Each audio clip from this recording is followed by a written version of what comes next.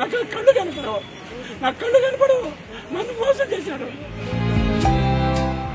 నన్ను మోసం చేశాడు. ఇప్పుడు నన్ను మోసం చేశాడు. ఇప్పుడు వాడు సర్వనాశనం పోవాడు. నాకు డయాలసిస్ వారానికి 3 సార్లు డయాలసిస్ చేసుకోవాలి. నేను ఎక్కడ బతికాను? నా ఏమిటి ఒక మనిషి ఉండాలా? ఎవరున్నారు నాకు? మా అక్క కాబట్టి ఉంటామనింది.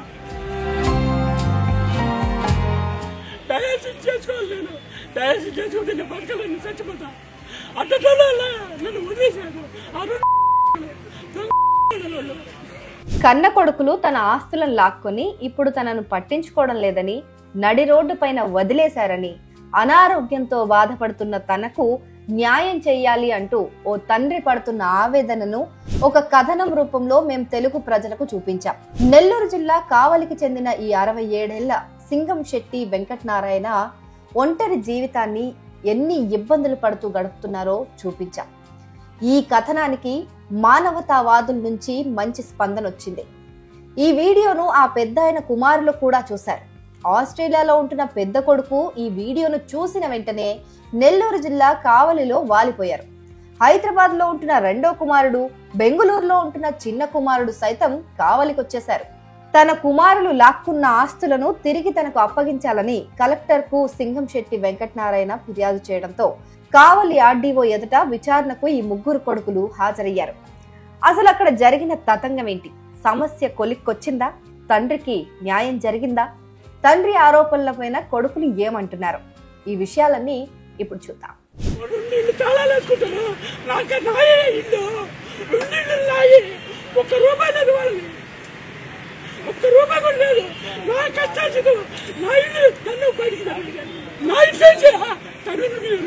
నేను ఎక్కడున్నాను ఇప్పుడు? నాకు ఇల్లు లేదు, ఎవరున్నారు? నేను నాకు తెలియకుండా అమ్మేశారు. ముందుగా సింగంశెట్టి వెంకటనారాయణ పెద్ద కుమారుడైన వెంకట రాజేష్ దగ్గరకు వద్దాం. ఈయన ఆస్ట్రేలియాలో భార్య పిల్లలతో ఉంటున్నారు. తండ్రికి దూరంగా ఉంటున్నాను తప్ప ఆయన బాగోగులు చూసుకోవడం లేదు అనడం కరెక్ట్ కాదు అని అంటున్నారు రాజేష్. తన తండ్రి దగ్గర నుంచి ఆస్తులేమీ తాను రాయించుకోలేదని, అప్పట్లో కొంత డబ్బు మాత్రం తీసుకున్నానని చెప్తున్నారు. తండ్రికి తాను దూరంగా ఉంటున్నాను కాబట్టి ఈ ఆఖరి రోజుల్లో ఆయన్ని సంతోషంగా ఉంచడానికి తగిన ఏర్పాట్లు చేశానని వెల్లడించారు. తెలంగాణలోని మేడ్చల్ జిల్లాలో అద్వైత్ వెంచర్లో తనకు ఒక ప్రాపర్టీ ఉందని, ఇక్కడ సీనియర్ సిటిజన్స్ కి వారి అవసరాల మేరకు సౌకర్యాలు కల్పిస్తారని చెప్పారు. ఇప్పటికే అక్కడ చాలా మంది సీనియర్ సిటిజన్లు ఉంటున్నారని, తన తండ్రిని కూడా అక్కడికి పంపించడానికి ప్లాన్ చేశానని ఆయన చెప్పారు. అక్కడే వైద్యం కూడా అందిస్తారని అన్నారు. కాకపోతే పెద్దాయన మాత్రం అక్కడికి వెళ్ళడానికి ఇష్టపడడం లేదట. ఇది కాకుండా విజయవాడలో ఒక ఫ్లాట్ కూడా వెంకట రాజేష్ కొనుగోలు చేశారట. కావాలంటే దానిలో అయినా ఉండమని, ఇంటికొచ్చి వైద్యం చేయడానికి డాక్టర్లను ఏర్పాటు చేస్తానని రాజేష్ ఇప్పటికే తన తండ్రికి చెప్పారట. తన పెద్ద కొడుకు చెప్పిన విషయాలు నిజమేనని వెంకటనారాయణ కూడా అంగీకరించారు. అయితే ఆయన ఆరోపణలన్నీ మిగిలిన 2 కొడుకుల మీదేనని కావలి ఆర్డీఓ ఆఫీస్ వరకు వెళ్తే అర్థమైంది. నేను అమ్మగారు చనిపోయిన దగ్గర నుంచి దాని గురించి బాధ్యత తీసుకున్నాను కాబట్టి నేను తీసుకుంటూనే ఉన్నాను. ఇప్పటికీ కూడా తను చూసుకోవడానికి నాకు అన్ని విధాలుగా సంతోషంగా తీసుకుంటాను. నాకు ఒక అవకాశం ఇస్తే ఇంకా నాకు చాలా మంచిది, నన్ను నిలబెట్టిన వాడు అవుతాడు మా నాన్న. సో నేను ఆ విషయంలో నేను చాలా క్లియర్గా ఉన్నాను. తను వచ్చి నా దగ్గరికి వచ్చి నాకు అవకాశం ఇస్తే నేను చూసుకోవడానికి రెడీగా ఉన్నాను. నేను తీసుకెళ్ళి తనని అంటే పెట్టబోయే ప్లాట్ఫామ్ ఏదైతే ఉందో అది retirement home. It's not a rehabilitation centre కాదు, రిటైర్మెంట్ హోమ్ విచ్ ఈస్ ఆ ప్రాపర్టీ తన మాది. అండ్ అక్కడ కంప్లీట్ ఫెసిలిటీస్ ఉంటాయి. ఒక 24 hours ఒక 10 డాక్టర్స్ ఎనీ టైమ్ అవైలబుల్ ఉంటారు అట్ ఆల్ సెక్షన్. హార్ట్, లేకపోతే షుగర్ డౌన్ అయినా, బీపీ డౌన్ అయినా, ప్రీ అండ్ పోస్ట్ డయాలసిస్ క్రమంలో తనకు ఏదైనా అలసట, ఆయాసం వచ్చినా, పడిపోయినా తన్ని మళ్ళీ రికవర్ చేయడానికి సంబంధించిన అన్ని ఫెసిలిటీస్ కలిగిన సెంటర్. అంటే అది నేను అక్కడ ఖర్చుతో కూడిన పని. నేను దాన్ని సొంతంగా తీసుకున్నాను, కేవలం నాన్నగారి కోసం తీసుకున్నాను దాన్ని. సో అక్కడ తీసుకెళ్ళి ఒక డే కేర్ పెట్టుకొని నేను అక్కడ పెట్టుకోవడం వల్ల నాన్నగారు సేఫ్ ఉంటారు. అండ్ మోర్ ఓవర్ ఈ వయసులో తనకి నలుగురు తనతో తిరుగుతూ ఉంటే, తన ఏజ్ ఏజ్లో ఉన్న వాళ్ళు నలుగురితో తిరుగుతూ ఉంటే తనకి కూడా చాలా ఆనందంగా ఉంటాడు. అంటే నలుగురు స్నేహితులు ఉంటారు తన వయసులో, అది ఆ సిచ్యువేషన్ డిఫరెంట్గా ఉంటుంది, హ్యాపీగా ఉంటాడు. అండ్ మోర్ ఓవర్ నేను డే కేర్ అంటే ఒక కేర్ టేకర్ని పెడితే నేను 2 monthsకో లేకపోతే 1 monthకో ఒకసారి వచ్చి 1 month ఉండి నాన్నగారిని పర్యవేక్షణ చూసుకొని అలా ఎలా జరుగుతుంది ఏంటో చూసుకొని నేను ప్రతిదీ మానిటర్ చేసుకుంటూ తను బాగున్నాడా లేదా, తింటున్నాడా లేదా అన్నీ చూసుకుంటాను. అండ్ మోర్ ఓవర్ ఆ సెంటర్లో వచ్చేసరికి తన హెల్త్కి సంబంధించిన ఆహార నియమాలు ఖచ్చితంగా ఉంటాయి. బీపీ, షుగర్ అండ్ తన హెల్త్ కండిషన్ బేస్ చేసుకొని ఏ ఆహార పదార్థాలు వండితే తను హెల్తీగా ఉంటాడో ఆ క్రమంలో తనకి కస్టమైజ్ చేసి పెట్టగలిగే సౌకర్యం కూడా అక్కడ ఉంది. సో ఇవన్నీ ఏమి ప్రతిబింబిస్తున్నాయంటే నేను తన్ని ఎంత కాన్సర్న్గా ఉన్నాను, తన్ని ఎంత సేఫ్టీగా చూసుకోవాలనుకుంటున్నాను అనేది ఇక్కడ ప్రతిబింబిస్తుంది. అది మీరు అర్థం చేసుకోగలరు. పెద్దబ్బాయి ఏంటి సార్, ఆస్ట్రేలియా నుంచి నా గురించి వచ్చినాడు సార్. వచ్చి నేను మంచి చెప్పడం చూసుకుంటాను, నువ్వు ఎక్కడ ఉండాలని అనుకుంటే అక్కడ తీసుకుపోయి డయాలసిస్ చేపిస్తాను, అన్నీ నేను చూసుకుంటాను అని చెప్తున్నారు సార్. దానికి నేను సరేనని ఒప్పుకున్నాను సార్. కాబట్టి అతను ఎక్కడికి తీసుకుపోయి నాకు చూపిస్తాడో అక్కడికే పోయి ఉంటాను సార్ నేను ఆర్డీఓ గారికి చెప్పాను. ఆర్డీఓ సన్నీ వంశీకృష్ణ ఇచ్చిన నోటీసుల మేరకు వెంకటనారాయణ రెండో కుమారుడు మధుసూదన్, చిన్న కుమారుడు నాథమణి విచారణకు హాజరయ్యారు. తమ భార్యలతో కలిసి వీళ్ళిద్దరూ కావలి ఆర్డీఓ ఆఫీస్ కు వెళ్లారు. అయితే వీరి వాదన మరోలా ఉంది. తామిద్దరికి పెళ్లిళ్లు చేసినప్పుడు తమ అత్తమామలకు ఇచ్చిన మాట ప్రకారం ఆస్తులు రాసిచ్చారని, తమ తండ్రి దగ్గరుండి రిజిస్ట్రేషన్లు చేయించారని మధుసూదన్, నాదముని చెప్తున్నారు. ఇప్పుడు అవి తిరిగి ఇవ్వమంటే ఎలా ఇస్తామంటూ ప్రశ్నించారు. దీంతో వెంకటనారాయణకు కోపం వచ్చింది. కొడుకులపైన గట్టిగా అరిచారు. కొడుకులు, కోడళ్లు కూడా ఏం తగ్గలేదు. ఆర్డీఓ ఆఫీస్ నుంచి బయటకు వచ్చిన తర్వాత వెంకటనారాయణ ఎమోషనల్ అయిపోయారు. సహనాన్ని కోల్పోయారు. ఏడుస్తూ ఇద్దరు కొడుకుల మీద ఆగ్రహం వ్యక్తం చేశారు. పెద్ద కుమారుడు తండ్రిని సముదాయించి తీసుకెళ్లారు.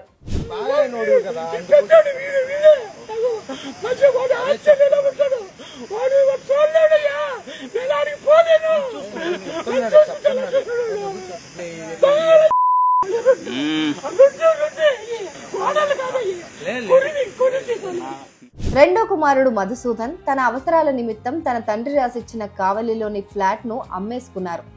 నాదమునికి కావలిలోని వెంకటేశ్వర థియేటర్ సమీపంలో ఉన్న ఇంటిని వెంకటనారాయణ రాసిచ్చారు.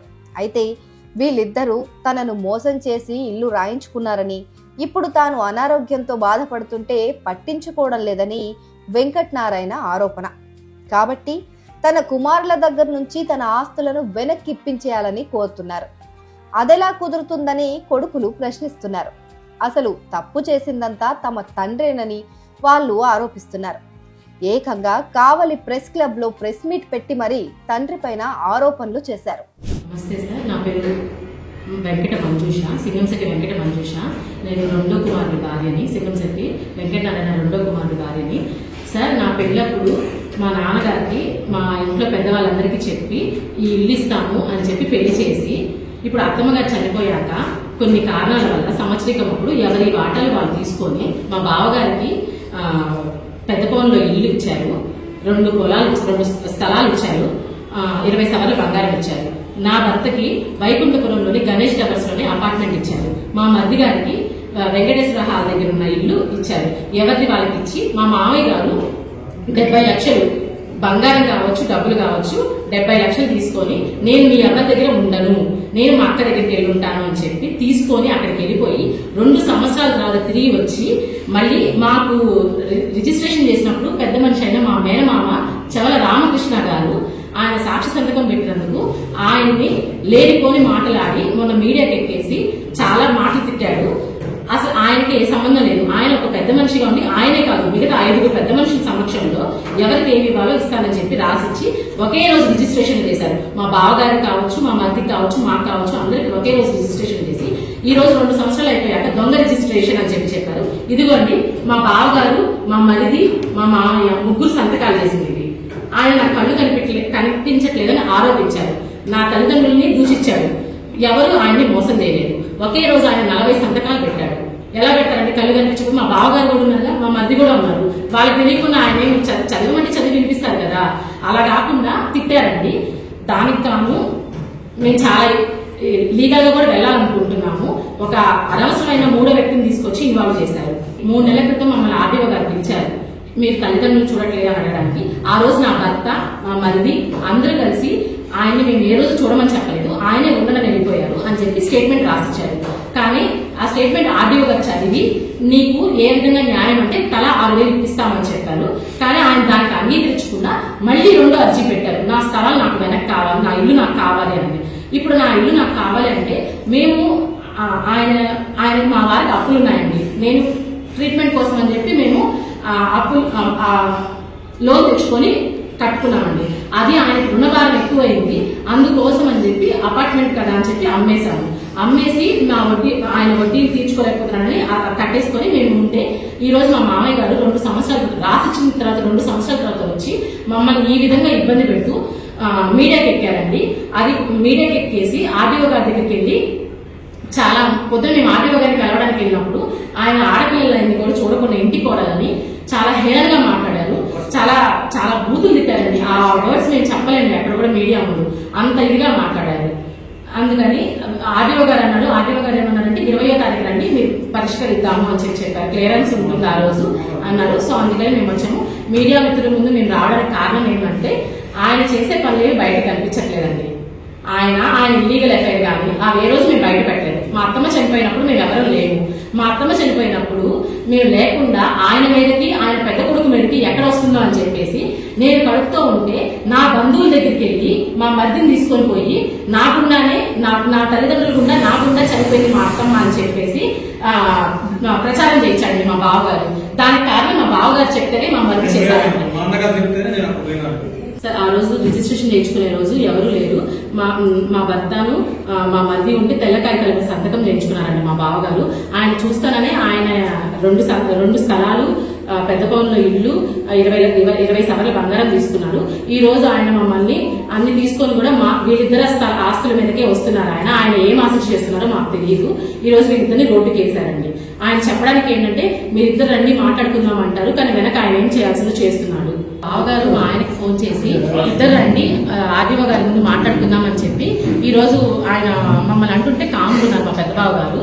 అది కూడా కాదు, మేము చూసుకుంటామని చెప్పాము, ఆయన రానంటున్నాడు. ఆయన రానన్న దానికి మేమేం చేయలేం కదండి.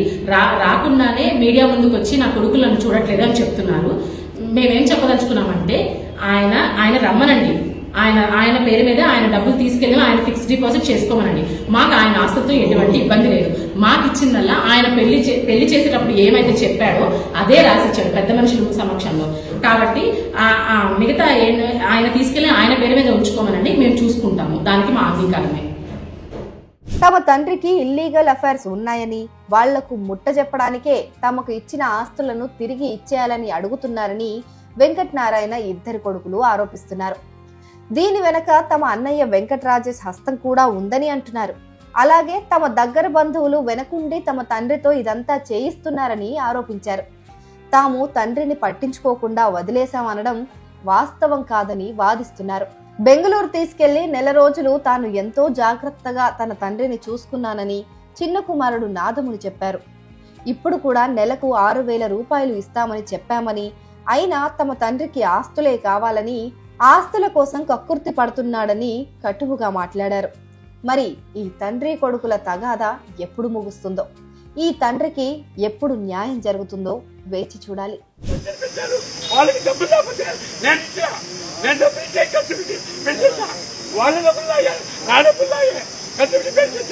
నేను విడాకిస్తాను, ఇప్పుడు విడాకిస్తాను,